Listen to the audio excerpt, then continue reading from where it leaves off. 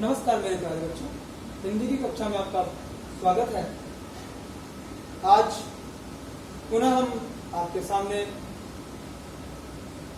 मुखातिब हो रहे हैं पढ़ने के लिए, अपने हिंदी विद्या अध्ययन के लिए। पिछली कक्षा में हमने पाठ 8 आदमी को कितनी जमीन चाहिए, इस पाठ का पहला भाग पढ़ा था। दूसरा भाग आज हम पढ़ेंगे। दूसरा भाग पढ़ने से पहले हम आते हैं अपने पिछली कक्षा पर। उससे भी पहले हम बात करते हैं कि आपको प्रतिदिन हर वीडियो में लगभग कहा जा रहा है, परंतु आपका ध्यान उस ओर आकृष्ट नहीं हो रहा कि आप लगभग कई सारे बच्चे ऐसे हैं जो वीडियो देख रहे हैं परंतु वे अनुपस्थित माने जा रहे हैं। आपको अपनी उपस्थिति दर्ज करवाने के लिए आप अपना नाम, कक्षा और वर्ग लिखकर भेजिए। अपना नेम, क्लास एंड सेक्शन लिख करके भेजिए। टिप्पणी बॉक्स में, कमेंट बॉक्स में लिख करके भेजिए, जिससे आपकी उपस्थिति यहाँ पर दर्ज की जा सके। और दूसरी सूचना आपके लिए यह है कि आपको विद्यालय के द्वारा उपलब्ध कराई जा रही समस्त पाठ्य सामग्री को ध्यानपूर्वक पढ़ना है और जो प्रतिदिन कार्य आपको कार्य मिल रहे हैं उन कार्य को पूरा करते जाना है समय से, जिससे बहुत जल्द ही जो आपका पीटी का एग्जाम होने वाला है, नियतकालिक परीक्षा होने वाली है, उसमें आपको किसी भी तरह का बाधा न आए। तृतीय बात कि जिन बच्चों के पास अभी पुस्तक उपलब्ध नहीं है, वे बच्चे पुस्तक जल्द से जल्द खरीद लें, जिससे उनके पठन पाठन में किसी भी प्रकार की बाधा न आए। आगे इस पाठ को हम प्रारंभ करते हैं। इस पाठ को प्रारंभ करने से पहले एक बार फिर से हम शब्दार्थ की ओर ध्यान देते हैं। शब्दार्थ है प्रशंसा माने होता है तारीफ, बड़ाई। घाटा माने होता है नुकसान। वातावरण माने होता है परिस्थिति। अतिरिक्त माने होता है अलावा। रूबल माने रूस देश की मुद्रा। संतुष्ट माने होता है संतोष से पूर्ण।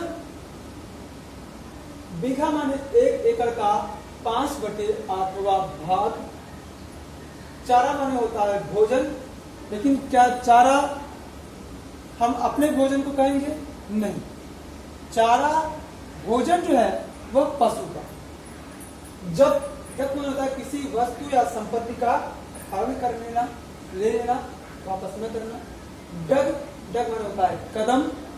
मूर्छित माने होता है बेहोश। आइए अब इस पाठ को की ओर आगे बढ़ते हैं।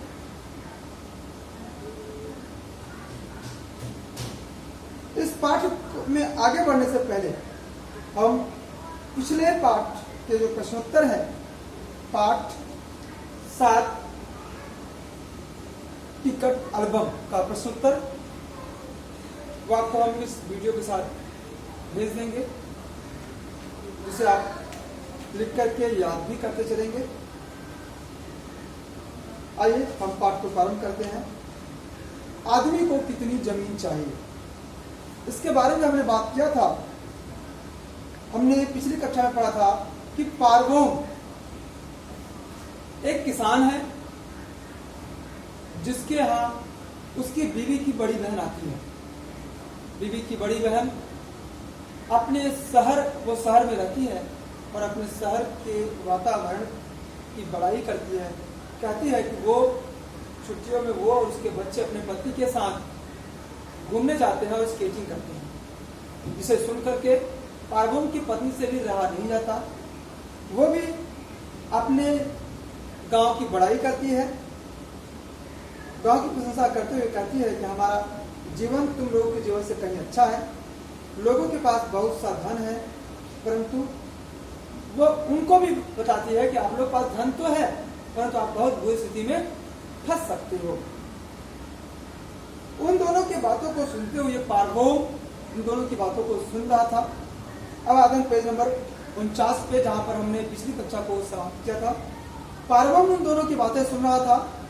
उसने पास आकर अपनी पत्नी का पक्ष लेते हुए कहा, दीदी, हम अपने खेतों में बचपन से ही काम में लग जाते हैं। अपनी बहन, अपनी बीवी के बड़ी बहन को भी दीदी कहता है कि हे दीदी, हम बचपन से ही अपने खेतों के कामों में लग जाते हैं, इसलिए बुरी आदतों के विषय में सोचने का हमें समय ही नहीं मिलता है। इसलिए बचपन से ही हमें बुरी आदतों के बारे में सोचने का समय ही नहीं मिलता। मुझे केवल एक ही बात का दुख है कि मेरे पास जमीन बहुत थोड़ी है। पार्वम को किस बात का दुख था? उसके पास जमीन थोड़ी थी। यदि मेरे पास अधिक जमीन हो जाए तो फिर मुझे चिंता न रहे। वो कहता है कि अगर उसे और जमीन मिल जाए, उसके पास थोड़ी जमीन और आ जाए, तो उसे फिर किसी बात की चिंता नहीं रहेगी। इसी बातचीत में काफी समय बीत गया था, उसकी पत्नी का, उसके अपनी बहन से, फिर उन दोनों से पार्वम का। बातचीत करते करते काफी समय बीत गया, इसलिए दोनों बहनें रसोई में काम करने चली गई। पार्वम के घर के पास एक महिला रहती थी। किसके घर के पास? पार्वम के घर के पास एक महिला रहती थी। एक दिन उसने ऐलान किया कि वह अपनी जमीन बेचना चाहती है। ऐलान माने घोषणा। ऐलान माने घोषणा। यहां हम लिख सकते हैं उसको,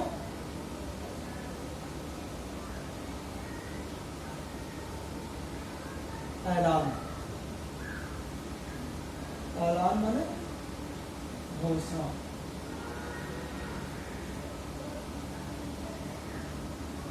उसने घोषणा किया, उसने लोगों को बताया कि वह अपना जमीन बेचना चाहती है। गांव के अन्य किसानों के साथ साथ पार्वम ने भी उसकी थोड़ी सी जमीन खरीदी। जैसे बाकी गांव के अन्य किसान भी सभी मिलकर के उसके जमीन को खरीदे, उसी तरह से पार्वम ने भी उसकी थोड़ी सी जमीन खरीदी। इसके अतिरिक्त उसने अपने एक रिश्तेदार से भी थोड़ी सी जमीन खरीदी। अभी उसने किससे जमीन खरीदी? एक महिला से, और उसके बाद एक रिश्तेदार से भी थोड़ी सी जमीन खरीदी।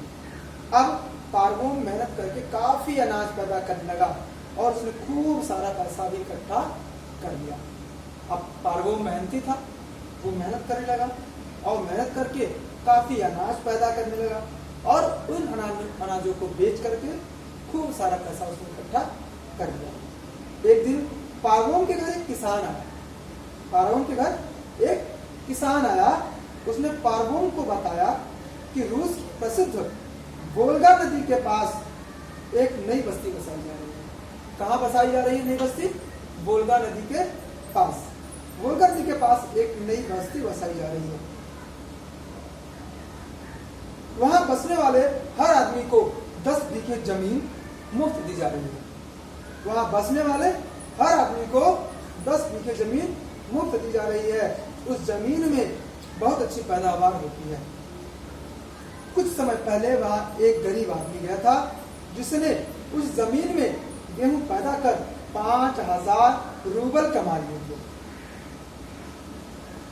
वोल्गा नदी किनारे पे हर व्यक्ति जो भी बसता, उसे हर व्यक्ति को 10 बीघे जमीन मुफ्त दिया जा रहा था, फ्री में दिया जा रहा था।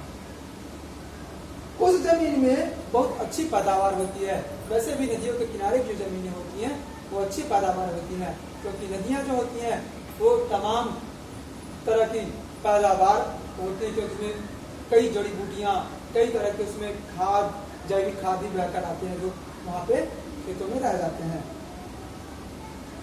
कुछ समय पहले वहां एक गरीब आदमी गया था। वहां पे एक गरीब आदमी गया था, उसने उस जमीन में गेहूं पैदा करके 5000 रूबल कमा ली थी। 5000 रूबल माने जैसे अपने यहाँ की मुद्रा क्या है? रुपया है। वैसे ही रूस की मुद्रा क्या है? रूबल है। तो वहां कितने गेहूं बेच करके उसने कितना कमाया था? 5000 रूबल कमा लिए थे। यह खबर सुनकर पारवोम की आंखें खुशी और आश्चर्य से भर गई। पारवोम की आंखें खुशी के कारण कि वो भी कमा सकता है, इससे खुशी हुई। आश्चर्य किस बात से हुआ? 5,000 रुपए, 5,000 रुपए कमा लिए उसने। उसने सोचा कि उससे भी वहां जल्दी से जल्दी जाकर बच जाना चाहिए। किसने सोचा? पारवोम ने सोचा कि उससे भी वहां जाकर जल्दी जल्दी बच जाना चाहिए। वह बड़े उत्साह से वहां पहुंचा। उसके परिवार के कुल 5 लोग थे, इसलिए उसे 50 बीघा जमीन मिली। उसके परिवार में कितने लोग थे? 5 लोग थे, इसलिए उसे कितना जमीन मिला? 50 बीघा जमीन मिला। यह उसके जमीन गांव की जमीन की तुलना में 2 गुनी थी। अर्थात उसके गांव की जमीन कितना थी? 25 बीघे थी, तभी उसके 2 गुना हुआ, 50 बीघे हो गए। इस तरह जमीन में गेहूं पैदा करके बेचने लगा। वह उस जमीन में गेहूं पैदा करता और उसे बेचने लगा। धीरे धीरे उसके पास काफी पैसा इकट्ठा हो गया, लेकिन अभी भी पारवोम पूरी तरह संतुष्ट नहीं था। उसके पास काफी सारे पैसे भी आ गए, जमीन भी आ गए। अभी तक उसने अपनी बीवी के बहन से, अपनी पत्नी के बड़ी बहन से कहा था कि थोड़ी सी जमीन मिल जाए तो उसे कोई चिंता नहीं, लेकिन अभी क्या, उसके पास अधिक जमीन भी हो गया, अधिक पैसा भी हो गया, फिर भी वह संतुष्ट नहीं था। उसे लालच आ गया था, वह और जमीन चाहता था। एक दिन उसने एक व्यापारी से ठेके पर कुछ जमीन ली।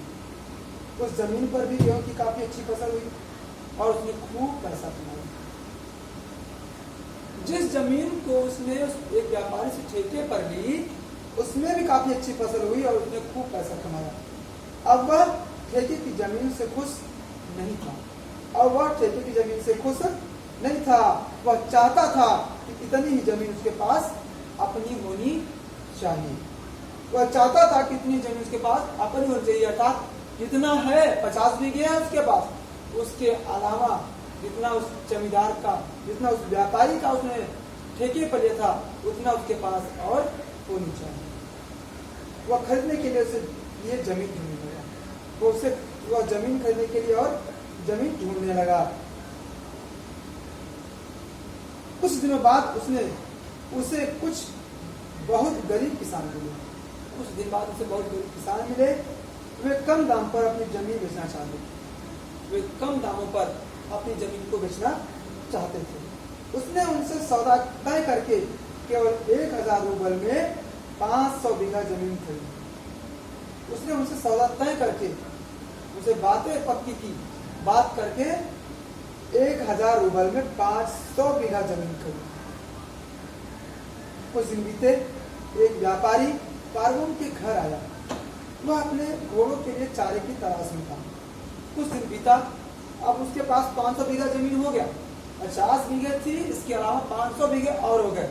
उसके पास कितने हो गए? 550 बीघे जमीन हो गए। कुछ दिन बीता, उसके बाद एक व्यापारी पारवोम के घर आया। एक व्यापारी पारवोम के घर आया। वह अपने घोड़ों के लिए चारे की तलाश में था। वह अपने घोड़े के लिए भोजन, चारे की तलाश में था। उसने बताया कि वह बास्कीर से आ रहा है। किसने बताया? उस व्यापारी ने बताया। किससे बताया? पारवोम से बताया कि वह कहां से आ रहा है? बास्कीर से आ रहा है।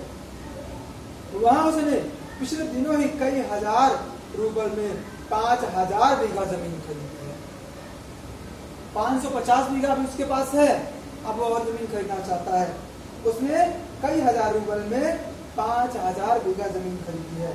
पारवोम ने सोचा 1,000 रुपए में 5,000 बीघा जमीन तो बहुत ही सस्ती है। वह वहां जाकर काफी जमीन खरीद सकता है। और वह अगले ही दिन अपने नौकरों के साथ बास्कीर के लिए रवाना हो गया। इतना सोच करके वह अपने नौकर के साथ बास्कीर के लिए रवाना हो गया। बास्कीर के लोगों ने जब पारवोम को देखा, किसने देखा? बास्कीर के लोगों ने जब पारवोम को देखा तो उसे चारों ओर से घेर लिया। बास्कीर के लोगों ने पारवोम को चारों ओर से घेर लिया। जब पारवोम ने बताया कि वह जमीन खरीदने आया है, पारवोम ने उन लोगों से बताया कि वह जमीन खरीदने आया है, तो उनकी खुशी का ठिकाना न रहा। किसकी खुशी का ठिकाना रहा? वहां के लोगों के खुशी का ठिकाना न रहा। गांव के मुखिया स्टार सिंह ने उससे कहा, हमारे पास बहुत जमीन है, जितनी चाहो खरीद सकते हो, पर हमारी एक शर्त है। गांव के मुखिया का क्या नाम था? स्टार सिंह। स्टार सिंह नाम का जो मुखिया था वह उससे कहा, पारगोम से कहा, हमारे पास बहुत जमीन है, जितनी चाहो खरीद सकते हो, जितनी चाहो उतनी जमीन खरीद सकते हो, पर हमारी एक शर्त है, हमारी एक शर्त है। कल सूर्योदय होते ही हम एक स्थान पर खड़े हो जाएंगे और तुम्हें उस स्थान से जमीन का चक्कर शुरू करना पड़ेगा। आप जितनी जमीन चाहो उतनी खरीद सकते हो, उसके लिए शर्त क्या है कि सूर्योदय होते ही हम एक स्थान पर खड़े हो जाएंगे, वहां से उस स्थान से तुम्हें जमीन का चक्कर लगाना शुरू करना पड़ेगा। सूर्यास्त तक तुम जितनी जमीन का चक्कर लगा लोगे वह जमीन 1000 रूबल में तुम्हारी हो जाएगी। वह उन्हें शर्त क्या बताया कि तुम जितने एक दिन में सूर्योदय से लेकर सूर्यास्त तक जितनी जमीन का चक्कर लगा लोगे उतनी जमीन 1000 रूबल में तुम्हारी हो जाएगी। और शर्त क्या था? यदि चक्कर पूरा नहीं कर सके तो तुम्हारा पैसा हम जब्त कर लेंगे। यदि तुम चक्कर पूरा नहीं कर सके तो तुम्हारा पैसा हम जब्त कर लेंगे। आगे क्या होता है?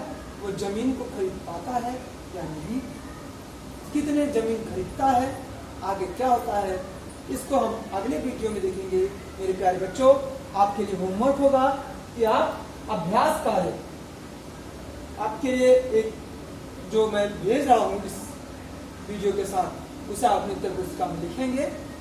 जो प्रश्न उत्तर भेज रहे हैं उसे आप लिखेंगे और लिख करके याद करेंगे और उस पाठ को पढ़ेंगे, उसका सारांश लिखेंगे। तब तक के लिए धन्यवाद, नमस्कार।